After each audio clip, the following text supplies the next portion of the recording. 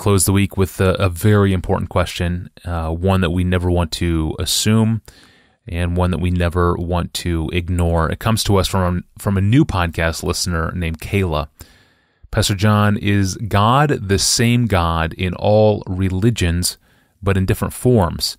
I've heard this said before, but what does the Bible say?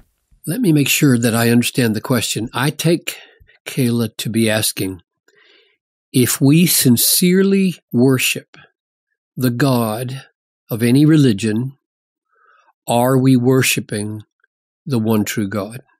That's my rephrasing of the question. Or we could ask it like this.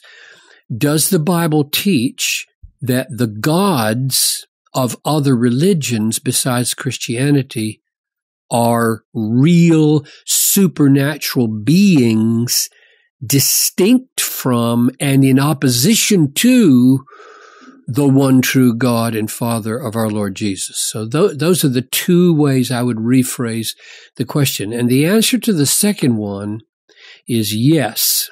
The Bible teaches that the gods of other religions are not mere names.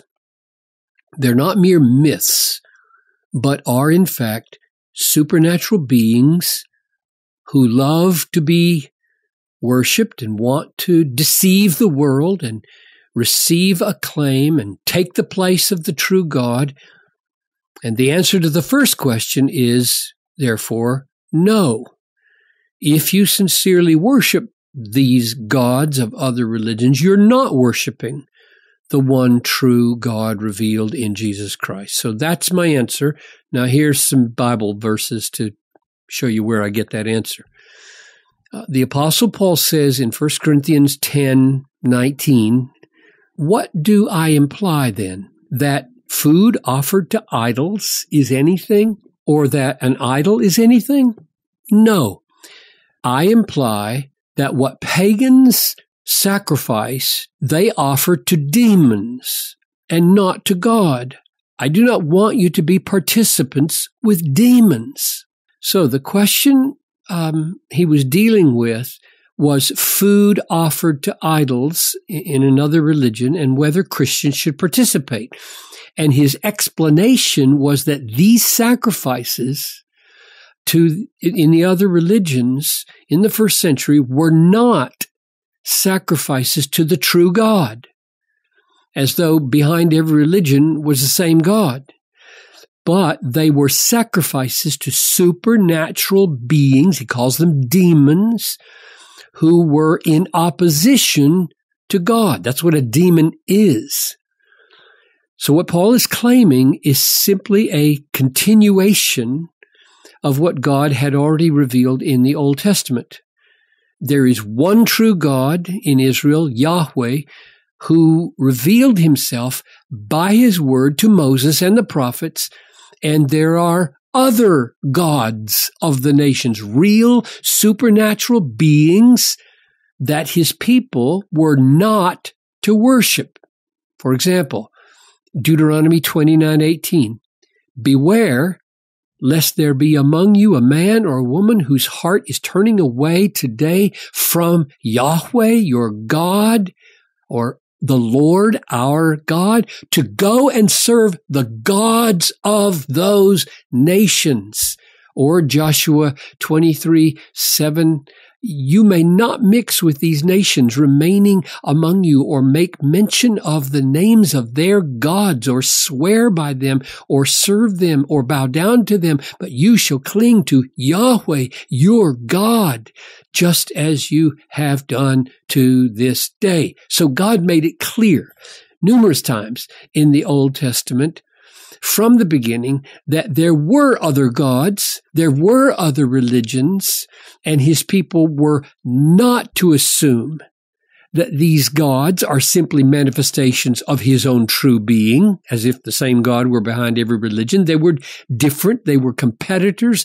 They were enemies. They were demonic. They are not God. They are contenders for deity. They are real supernatural demonic realities.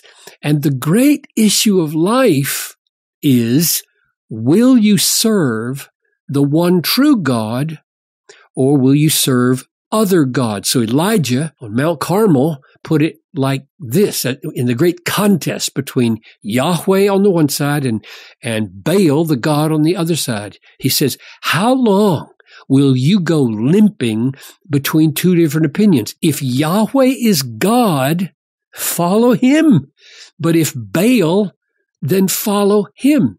So Baal is not Yahweh.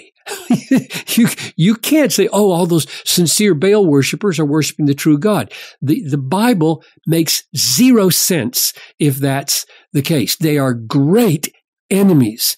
So the first commandment is, you shall have no other gods before me. Exodus 20, verse 3. Here's the most crucial issue in our day. Ever since Jesus came into the world as the final decisive revelation of the true God, he himself, as he revealed himself in history, is the test of whether any claim to be worshiping the true God is a real claim. So, for example, 1 John chapter 4, verse 1.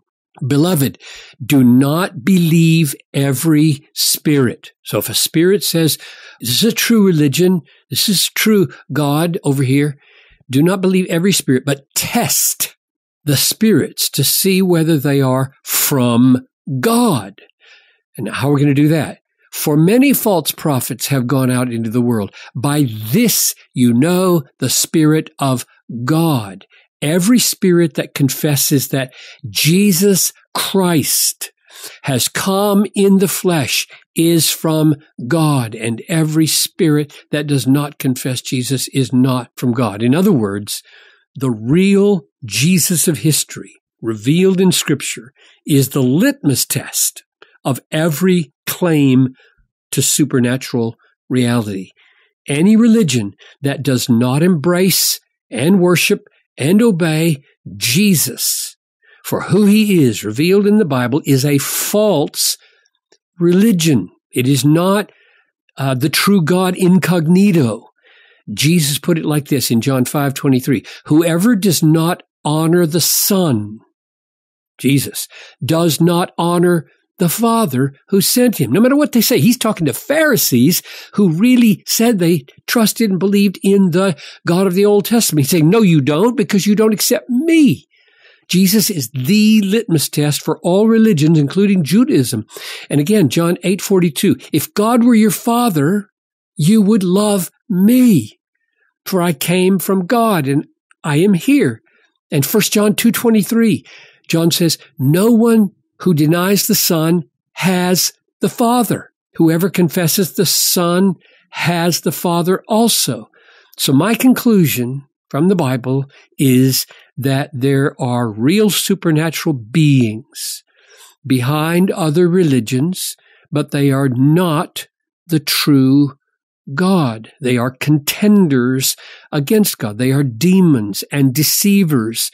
And the way to test all claims to truth in religion is Jesus Christ. He is the final and decisive revelation of the one true God. Wow. Behind every religion is a supernatural being. That is a profound thought. Thank you, Pastor John, for those wise words. And thank you for listening to the podcast. Well, next time, we've got an interesting question on the table. We usually do have interesting questions on the table. I hope we always do. But this one is going to be, the next one is going to be about the worship song, What a Beautiful Name. That's the title. You've probably not only heard the song, you've likely sung it in your local church. We have a question about the line in the second verse, this line that says, you didn't want heaven without us, so Jesus, you brought heaven down. Is that right? Is it right to say that God did not want heaven without us? It's the first time I can recall that an email came in asking Pastor John to evaluate contemporary worship lyrics of a very popular song, and we're going to do that very thing next time. And we're going to talk also about why we would even step back and look at worship lyrics in the first place. It's a really important discussion. I don't think you'll want to miss it. Launching Sunday evening about 7:30 Central Time. You won't want to miss this one. I'm your host, Tony Reinke. We'll see you next week.